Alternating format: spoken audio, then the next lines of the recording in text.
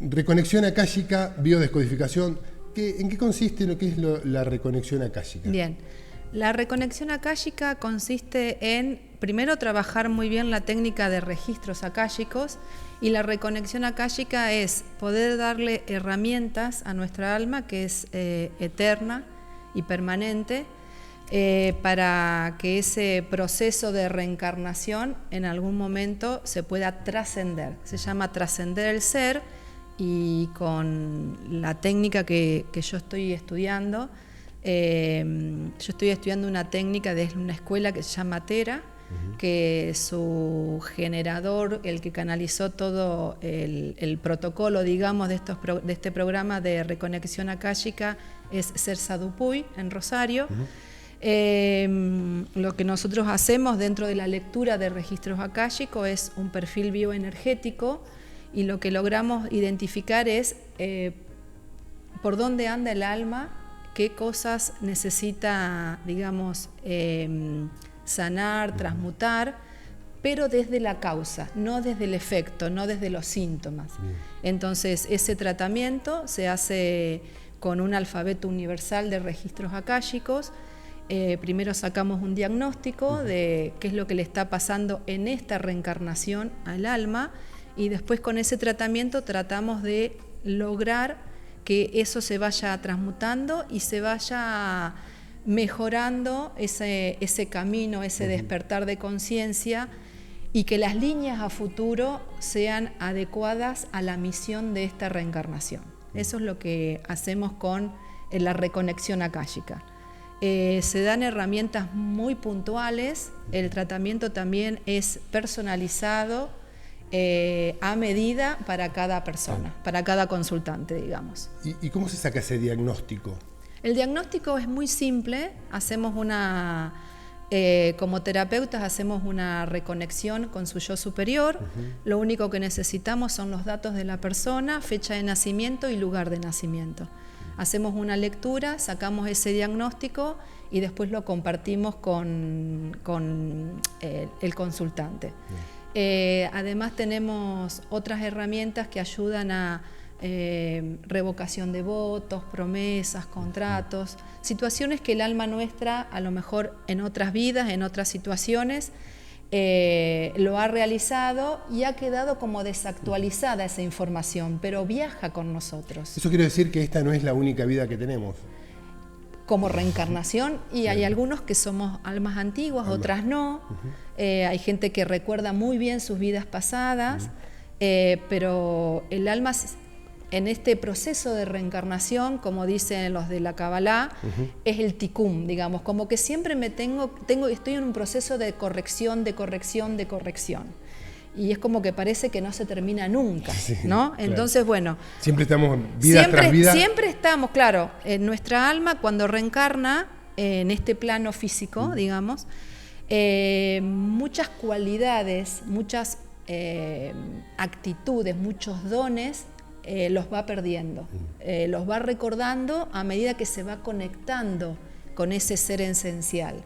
Pero la realidad es que muchas veces no lo escuchamos. Entonces, ¿cómo podemos hacer para reconocer quién es el que está hablando? Si está hablando nuestra mente inferior o nuestra mente superior. Bueno, con reconexión akáshica y con otras terapias, uno puede saber, uno puede identificar quién es el que está operando en este momento, ¿no? Por ejemplo, no sé, el yo superior, nuestra mente superior, trabaja muchísimo con la intuición, con la inspiración y la canalización. ¿Canalización de quién? De mi propio ser. No canalizar otras conciencias, sino canalizar mi yo superior. Exacto. Y esa canalización es hablar sinceramente con uno mismo, no con esta mente inferior que siempre tiene el ego por delante. El ego, la personalidad, cronológicamente repite patrones, repite, exacto, el programa de la dualidad. Y el alma está tan encerrada como el ser humano repitiendo eso. Entonces, ese proceso de repetición y repetición no salimos nunca. Claro. Y siempre volvemos a reencarnar con la posibilidad de corrección, que también es un programa, digamos, ¿no? Entonces, darnos cuenta de que estamos inmersos en ese programa es el primer paso, digamos. El conocimiento me deja habitar justamente en eso, en darme cuenta de esa situación. Ahora bien, ¿cómo hago para decir, bueno, cómo vivo, cómo transito este programa de dualidad estando dentro de ese programa de dualidad? Y bueno, ahí vienen las herramientas que nosotros tratamos de brindar, de compartir, para que la persona empiece desde ese conocimiento, con su primer paso, a decir, bueno, yo tengo la posibilidad de hacer una lectura diferente, de tener distintas visiones, hasta de mi propio ser, de cuestionar lo que nunca cuestioné, y entonces ahí entramos en cosas que cuando hay una primera consulta, lo que más cuesta es aceptar que el alma eligió ese viaje, claro, que eligió ese aprendizaje, que eligió a su papá y a su mamá, que eligió esa conciencia familiar. Eso cuesta muchísimo. Cuesta muchísimo, hacernos cargo. Es que no lo quiere. Suponete que la vida de esa persona en esta reencarnación haya sido dolorosa. Claro. Con conflictos con sus padres. Con conflictos. Abandono. Con abandono, con situaciones económicas, con situaciones de que nunca pueden salir de cierto estancamiento. De una desconexión con su ser superior muy importante, entonces sienten una gran depresión, una gran tristeza, una desconexión y una ausencia de motivación muy profunda. Entonces, todo eso, digamos, hay muchas áreas de vida que pueden ser afectadas. Una puede ser la espiritual, digamos. No conectar. No conectarse con la misión espiritual que tiene ese yo superior. Bien. O con la misión que tiene el alma en esta reencarnación, ¿no es cierto? Y eso genera una discordancia. Y genera totalmente. Un malestar y un vivir mal. Un continuo desconexión con la fuente. Entonces, no le encuentran sentido a la vida, no le encuentran el sentido de por qué esta conciencia familiar, o qué pasó con mis padres, con mis abuelos, las relaciones que vienen a mi vida, el trabajo. Entonces vos tenés áreas familiares, área de relaciones, área espiritual, psicológico y mente, físico y salud, económico, recursos, vida social. Exacto. Todas esas áreas de vida son las que afectan. Amor y pareja. También, claro, todo el tema de relaciones es algo que sale mucho. Y entonces las personas están como perdidas, ¿no? Como decir, ¿qué hago acá? No me hallo, esto no es lo que yo... y todas esas situaciones son difíciles de identificar. El causal es difícil de identificar. Okay. Hay distintas herramientas. Vos siempre vas a llegar a la misma situación, por distintas vías. Yo trato de englobar distintas terapias. Claro. ¿Por qué? Porque a mí me parece que uno puede encontrar ese camino de distintas maneras. Como lo ha encontrado uno personalmente, estudiando astrología, metafísica, biodescodificación, registros. Son muchos. Claro, cuando uno empieza, siempre hay una resonancia. Y el conocimiento lo único que hace es comprobar que hubo otros casos. Eso hace el conocimiento. La información te conecta, sí, pero uno después tiene que hacer el trabajo interno, no de comprobación, sino del sentir. Si no, nos quedamos siempre en lo mental. Claro. Y si nos quedamos en lo mental, no avanzamos en el interior. Entonces esa es la idea, de ir al interior. Nunca sanamos lo que es el alma. No, porque nos quedamos en una comprobación mental, en una comprobación lógica. Eso es la mente inferior. Claro. La mente superior va a lo más abstracto, a lo más global, a esa intuición donde nos dice por acá es, y nosotros a veces, como tenemos libre albedrío, claro, y ese libre albedrío elegimos, es un engaño, porque a medida que uno va avanzando se da cuenta que no hay tanto libre albedrío, porque ya veníamos con un viaje programado. Sí. Y ese viaje programado tenía ciertas instancias, ciertos pasos, y cierta experiencia que teníamos que claro, transitar. ciertos conflictos que resolver. Sí, conflictos, si querés le llamamos conflicto, o si no le llamamos experiencias y aprendizajes de cosas que teníamos que sanar o reparar. Se repara mucho, en cada vida se repara mucho, se sana mucho, pero para llegar a una instancia. Incluso se repara no cuestiones propias personales, sino también ancestrales.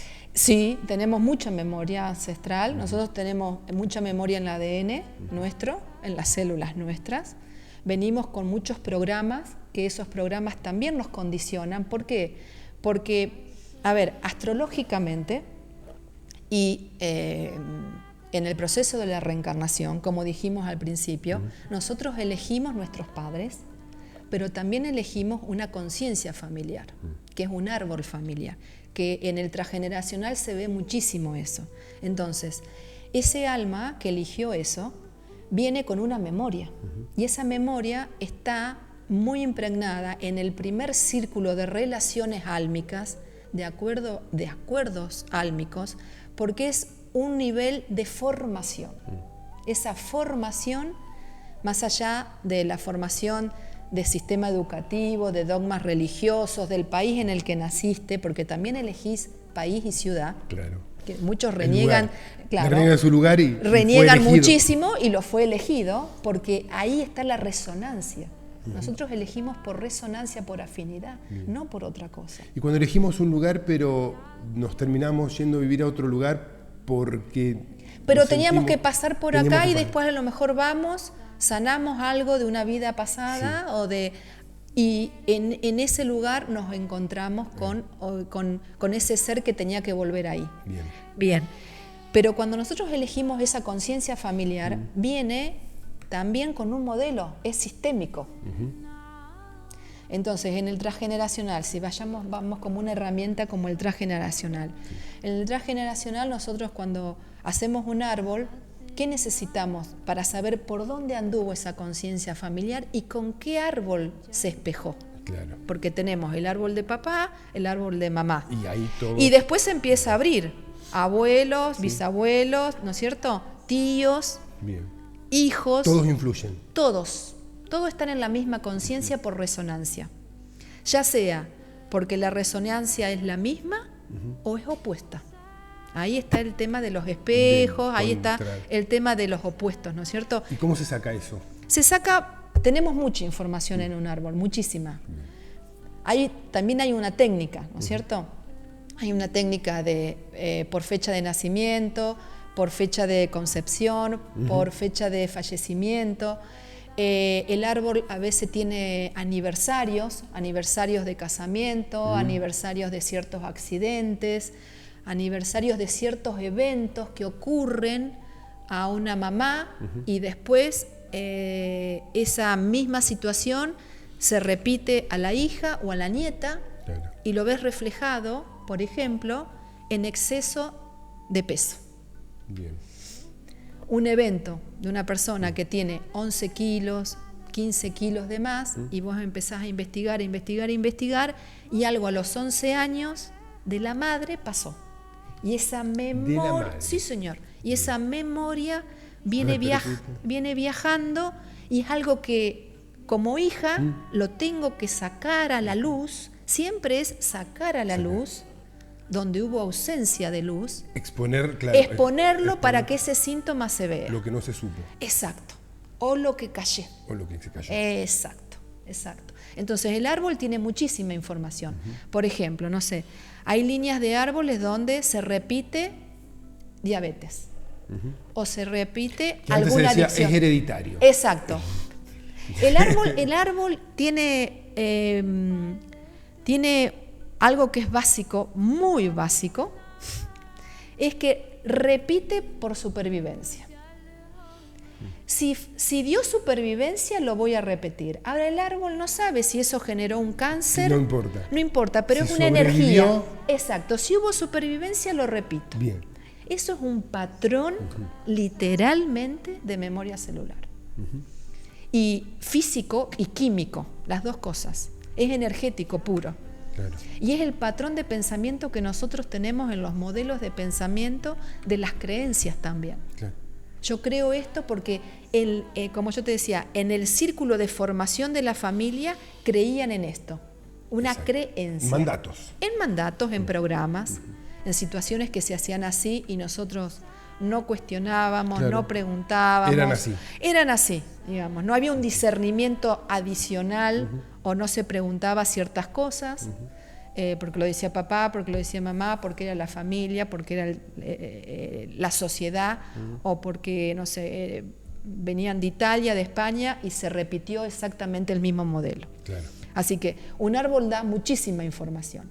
Ahora bien, después tengo árboles espejo, es decir, ¿a quién atraigo a mi conciencia familiar como esposo, como hijo, como prima, como lo que sea? O amigos, los amigos de la casa, es decir, amigos de 25, 30 años, esos también están dentro de la conciencia familiar. Ah, mira. Sí, señor. Pues es parte de la familia, digamos. Es parte del clan. viaje, es parte del viaje. Por ejemplo, un padre mío pudo haber sido un gran amigo de mis ancestros, pero no era familia, no era sanguíneo. En otras vidas. En otras vidas. Es decir, sí. ¿Las almas volvemos a encontrarnos vida tras vida? A veces sí, a veces no. Bien. Depende de la evolución del alma. Es decir, el alma puede elegir el mismo árbol, reencarnar en ese mismo árbol o ir a otro árbol, a otra conciencia. Sí, sí, sí. Eso está comprobadísimo. Sí. Incluso podemos volver a encontrarnos con amigos, con parejas, sí, con otros roles. Con otros roles. Exacto.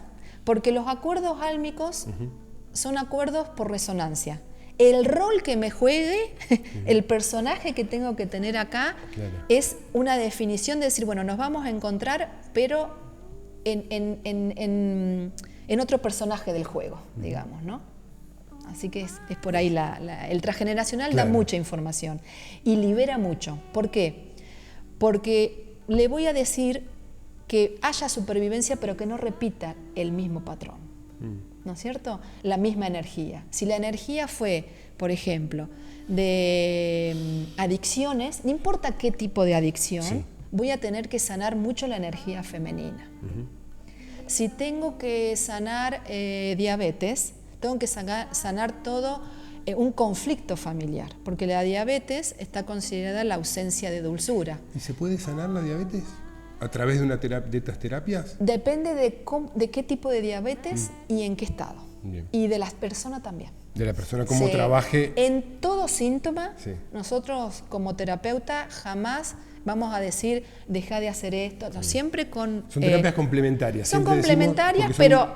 un complemento de la medicina tradicional. Haciéndolo bien y a conciencia, ayuda muchísimo la medicina tradicional. Bien. Muchísimo. Sí. A reparar, a sanar, a darse cuenta de qué me vino a mostrar mi físico. Sí. Incluso a curar síntomas que la medicina tradicional no cura.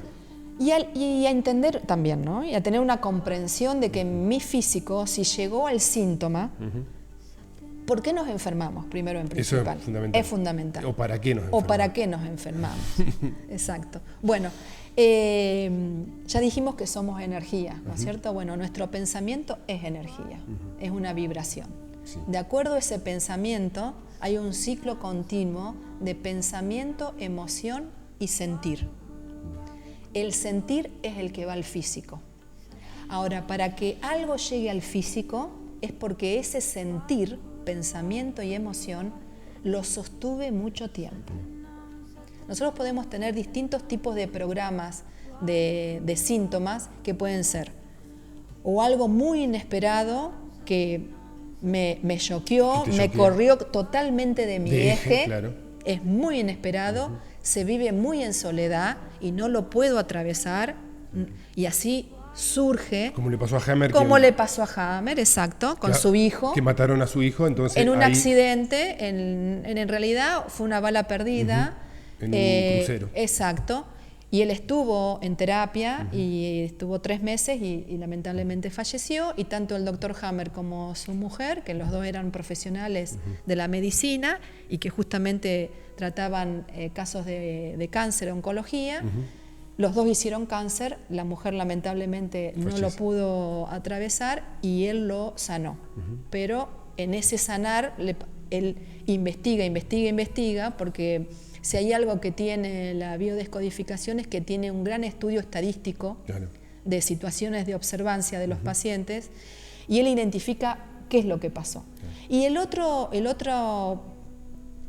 origen, digamos, de un síntoma es algo que se repite y se repite y se repite, es decir, como el gramo. Que lo aprendas.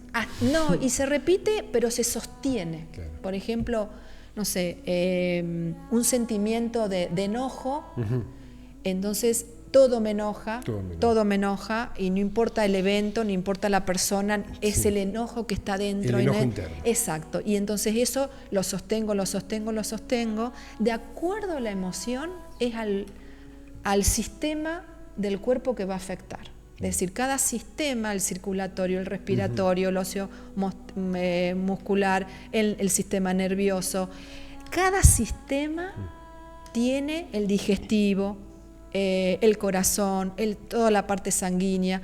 Cada sistema tiene una emoción base.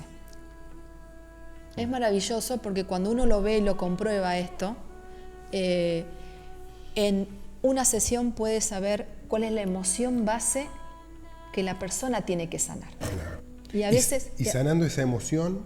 Es la primer capa. Casi siempre empezás otras, después surgen otras, pero esa es la...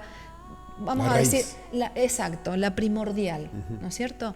Entonces, uno viendo eso, en pocas sesiones uno puede trabajar y puede colaborar y asistir a esa persona para que haga su tarea, digamos, ¿no?